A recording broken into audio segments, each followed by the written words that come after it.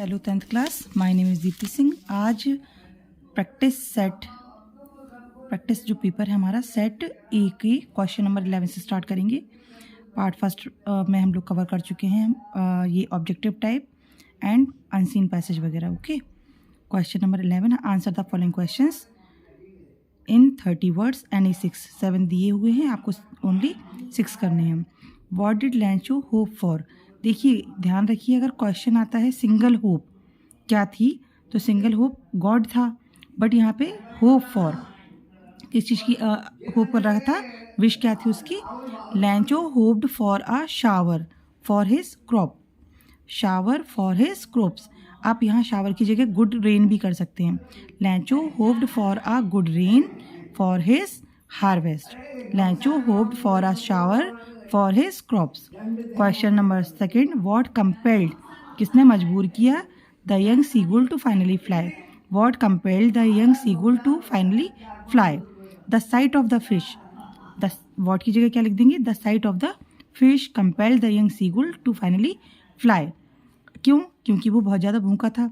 ऐसे भी लिख सकते हो आप, the young seagull was very hungry so the sight of the fish compelled him to finally fly. What made the woman in the control centre looked at the narrators strangely?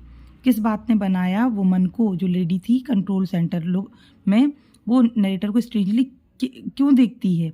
कौन सी बात ने उसको ऐसा मजबूर किया कि नरेटर को strangely विचित्र रूप से वो देखती है? तो आपको ही पता है, यहाँ से आंसर देंगे। The woman in the control centre looked at the narrator strangely because the narrator asked her about the black aeroplane, because of black aeroplane के बारे में पूछ रहा था। But she saw no plane except the narrator's plane, she saw no aeroplane, मतलब उसने कोई सा एरोप्लेन नहीं देखा था except the narrator's plane in the sky during the storm, मतलब जो तूफानी रात थी, स्टॉर्म के दौरान आकाश में नरेटर के प्लेन के अलावा उसने कोई दूसरा प्लेन नहीं देखा। Even the radar showed only the narrator's plane in the sky that night, उस रात को रडार ने भी क्या शो किया? केवल और केवल नरेटर्स के प्लेन को ही शो किया, तो इसलिए वो विचित्र रूप से उसको देख रही थी।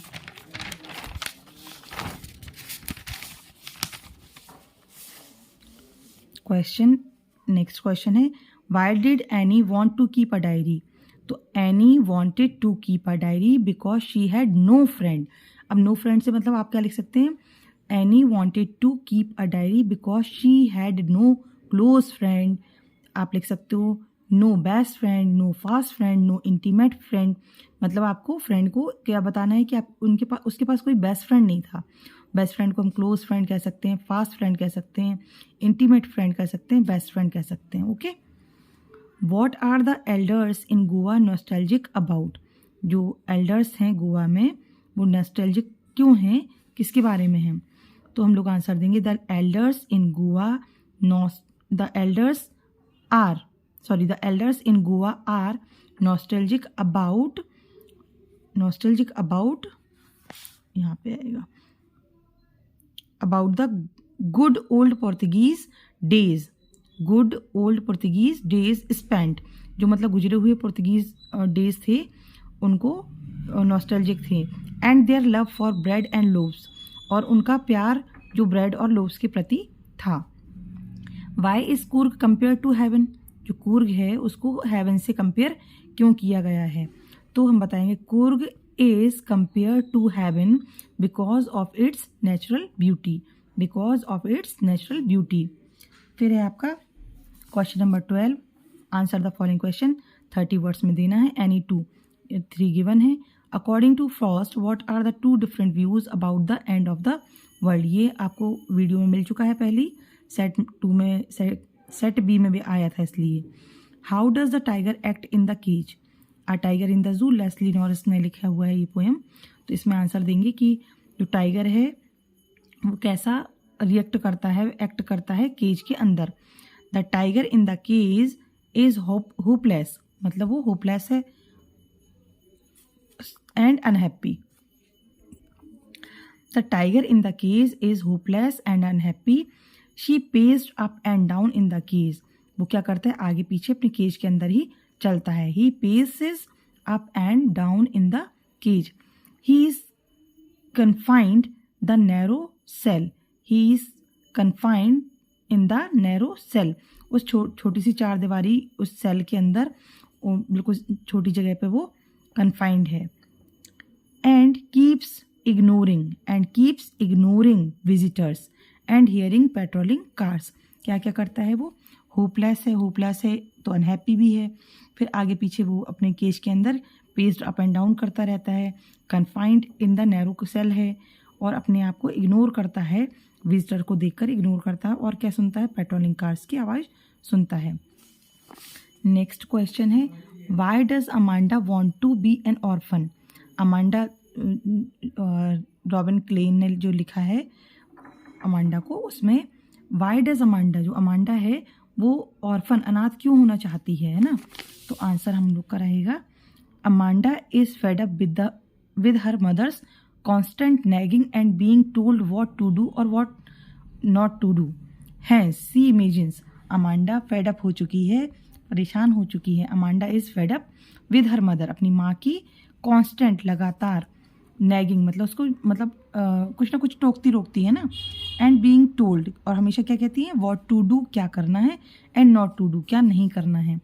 इस कारण से हैंस शी इमेजिन्स, वो अपने आप को कल्पना करती है, herself to be an orphan with no parental figure, की मतलब उसके पास कोई भी पेरेंटल फिगर ना हो, ना मम्मी ना पापा, टू कंट्रोल की कंट्रोल करने के लिए, control her. She wants to roam, वह घूमना चाहती है इधर उधर, अराउंड फ्रीली, फ्री होकर, एंड इंजॉय करना चाहती है the silence that would come when there is no one around to scold her, कोई उसे डांटने डपटने के लिए उसके पास नहीं हो, वो इस तरह से अपनी फ्रीडम को इंजॉय करना चाहती है, अकेले रहना चाहती है, इसलिए वो ऑर्फन होना चाहती है। फिर है क्वेश्चन आपका,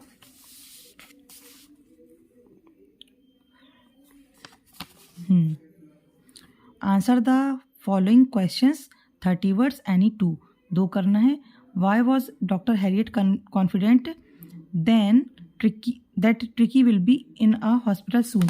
ये देखिए क्वेश्चन जो सेट बी में आया था, वाई डिड मिस्टर हैरियट से I was really worried about tricky. मैंने आपसे कहा था अगर ये आप एक क्वेश्चन का आंसर कर लेंगे तो इसका भी आंसर यही हो जाएगा, why was doctor Herriot confident that Tricki will be in hospital soon, मतलब क्यों है मिस्टर हैरियट को कॉन्फिडेंट थे कि जो ट्रिकी है वो जल्दी ही हॉस्पिटल में होगा। तो हम आंसर देंगे, doctor Herriot was worried about Tricki because he was in bad shape and very unhealthy. He was expecting the call from Mrs Pumphrey because she knew the dog would become sick soon due to his overeating habit. The expected call was the complaint that Tricky did not eat anything and was vomiting and panting. तो ये answer आपके लिए काफ़ी helpful होगा। फिर है next, why is Bholi's father worried about her. तो हम लोग बहुत सिंपल सा, Bholi's father is worried about her because she is neither beautiful nor intelligent. Neither beautiful nor intelligent, ना तो वो सुंदर ही थी ना ही इंटेलिजेंट ही थी। Why had Fowler wanted to meet Ausable. तो जो फॉलर है वो फॉलर ऑजवेल से क्यों मिलना चाहता था। Fowler had wanted to meet Ausable because he was a writer and wish to meet a real spy. और वो चाहता था कि वो रियल स्पाई से, रियल जासूस से मिल ले। नेक्स्ट है क्वेश्चन, हाँ इसमें अब इसमें एक और क्वेश्चन ऐड हो सकता है कि मिलने के बाद वो एंग्री क्यों हो जाता है या डिसअपॉइंटेड क्यों हो जाता है। तो he was disappointed to meet Ausable who looked ordinary because he was looked ordinary, slow, sluggish and a very fat person who lived in a small room on the top floor of a cheap hotel. क्या होता है जब कि हम लोग कोई expectation रखते हैं किसी चीज़ से और वो चीज़ वैसी नहीं होती तो हम लोग कैसे हो जाते हैं, डिसअपॉइंट हो जाते हैं।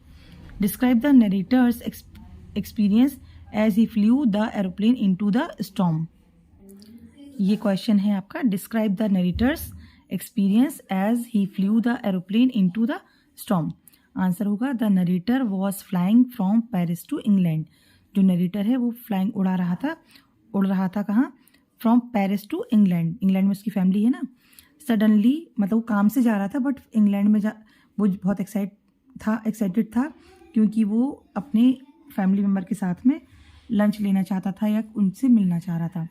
सडनली ह्यूज ब्लैक क्लाउड्स, अचानक से बड़े बड़े काले बादल दिखाई देने लगे इन the sky. Suddenly huge black clouds appeared in the sky. They were the storm cloud, और ये जो क्लाउड थे वो कैसे थे? वो तो तूफानी बादल थे। They were the storm clouds. The narrator flew his aeroplane into the storm. जो नरेटर है उसने उड़ाया अपना aeroplane into the storm, तूफान में। इनसाइड द स्टॉर्म के अंदर एवरीथिंग वॉज सडनली ब्लैक। मतलब स्टॉर्म के अंदर क्या हुआ? सारी चीज़ें कैसी हो गई? पूरी ब्लैक हो गई। It was impossible to see outside, और ये इम्पॉसिबल हो चुका था बाहर देखना। आउटसाइड द एरोप्लेन के बाहर देखना बिल्कुल इम्पॉसिबल हो गया था, मतलब दिखाई नहीं दे रहा था कुछ भी। His aeroplane jumped and twisted into the storm. उसका जो एरोप्लेन था वो जंप्ड कर रहा था, ट्विस्टेड मतलब घूम रहा था, into the storm. His all devices, उसके पास जो भी डिवाइसेस थी including the radio and compass were dead too. मतलब उसके जो रेडियो और कंपास भी पूरी तरह से खराब हो चुके थे। Suddenly he saw a black aeroplane. अचानक ही उसने देखा एक black aeroplane flying next to him, उसके पास में ही चल रहा था। The pilot of black aeroplane helped him to come out of the storm. और जो ब्लैक एरोप्लेन का पायलट था उसने हेल्प की उसकी स्टॉर्म से बाहर निकलने की। समझ में आ गया होगा, एक बार पढ़ लेते हैं। The narrator was flying from Paris to England. Suddenly huge black clouds appeared in the sky. They were the storm clouds. The narrator flew his aeroplane into the storm. Inside the storm, everything was suddenly black. It was impossible to see outside the aeroplane.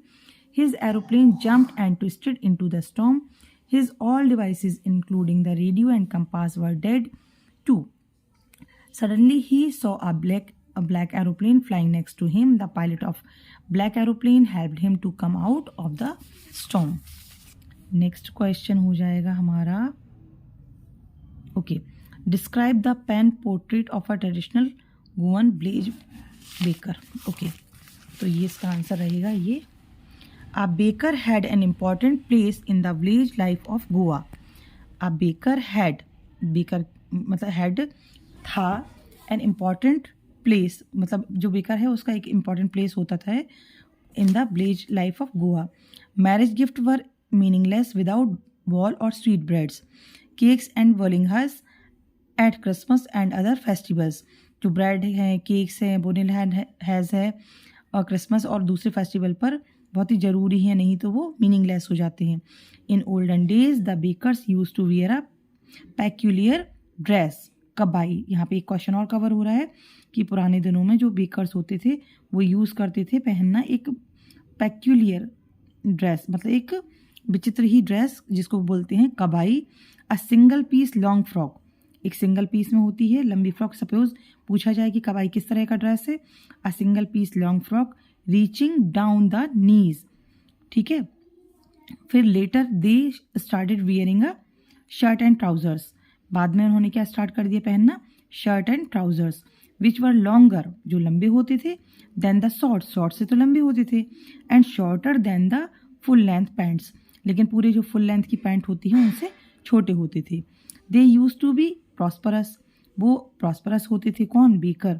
They their family and servants never starve, वो उनकी family या उनके जो servant होते वो कभी भी starvation भुखमरी से नहीं रहते थे।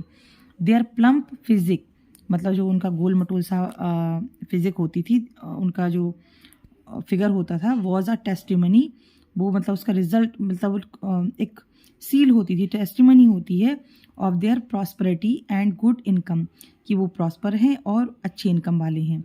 The baker use to be a good friend, baker को एक अच्छा दोस्त, कंपेनियन एंड गाइड कहा गया है फॉर द ऑथर, ऑथर ने क्या कहा है कि अच्छे good friend, companion and guide होते हैं।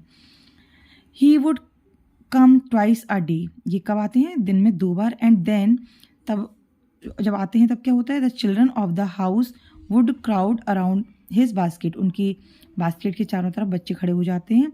To choose the bread bangles, bread bangles choose करने के लिए खड़े हो जाते हैं। इवन टुडे, आज भी, baking and bakers are famous in Goa, अभी भी बेकिंग ब्रेड, जो ब्रेड बनाने की बात है, और जो बेकर्स हैं अभी भी फेमस हैं गोवा में।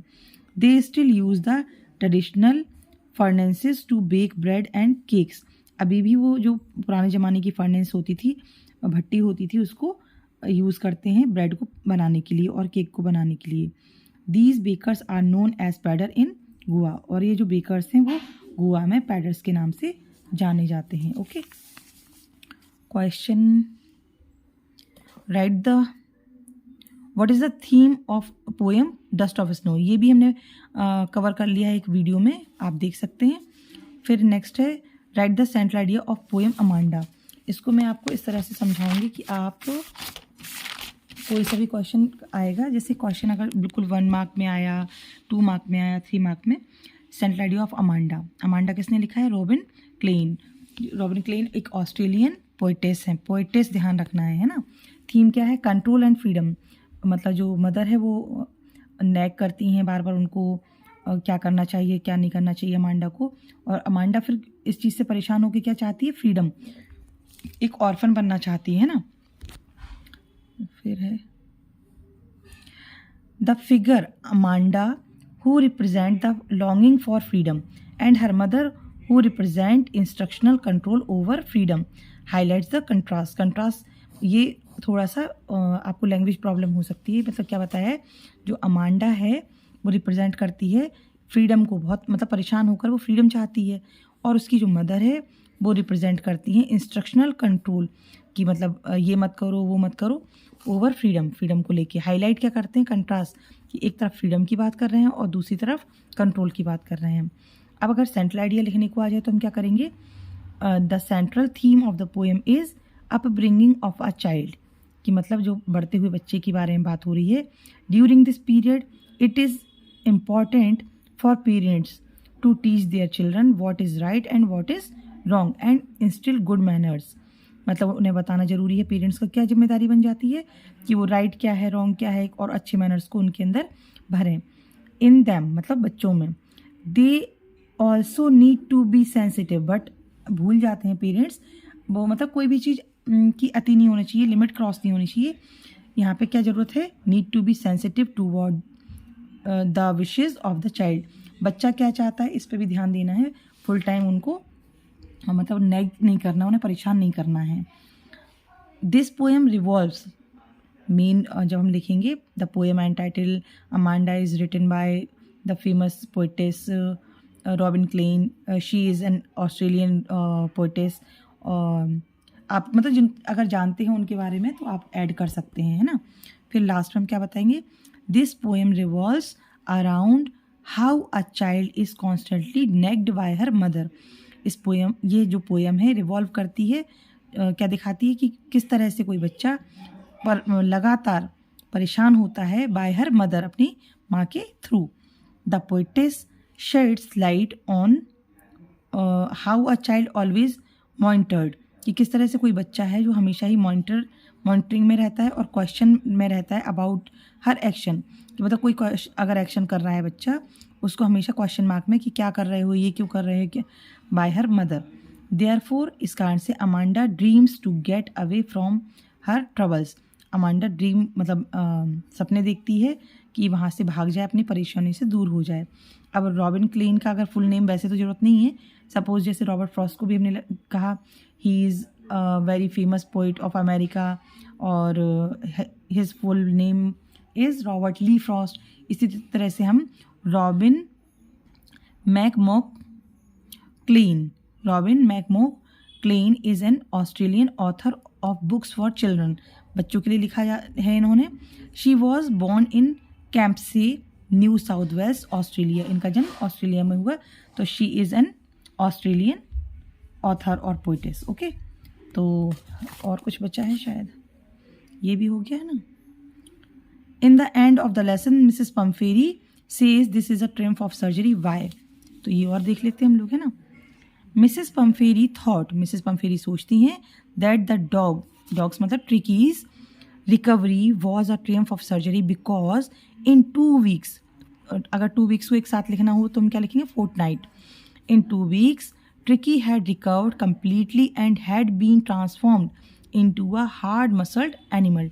मतलब केवल 2 हफ्ते के अंदर ट्रिकी क्या हो गया, पूरी तरह से सही हो गया, स्वस्थ हो गया और ट्रांसफॉर्म हो गया हार्ड मसल्ड एनिमल में, क्योंकि उसका बैड शेप था, है ना. लास्ट और देख लेते हैं. How did the invisible man first become visible. इसका आंसर है द इनविजिबल मैन, नाम भी दे सकते हो Griffin, first became visible after he slipped into a big London store for keeping warm and overslept there.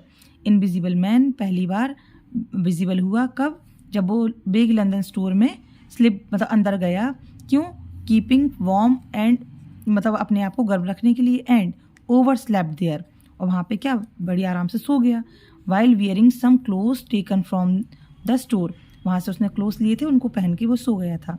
The cloth made him visible to the shop assistant when the shop open in the morning. सुबह के time पे जब shop खुली तब shop के जो assistant थे उनको वो दिखा, क्योंकि वो क्लोथ पहने हुआ था. तो आई थिंक सारे क्वेश्चन कंप्लीट हो गए हैं. कुछ रह गया हो तो आप बता देना. आज के लिए इतना ही. Thank you.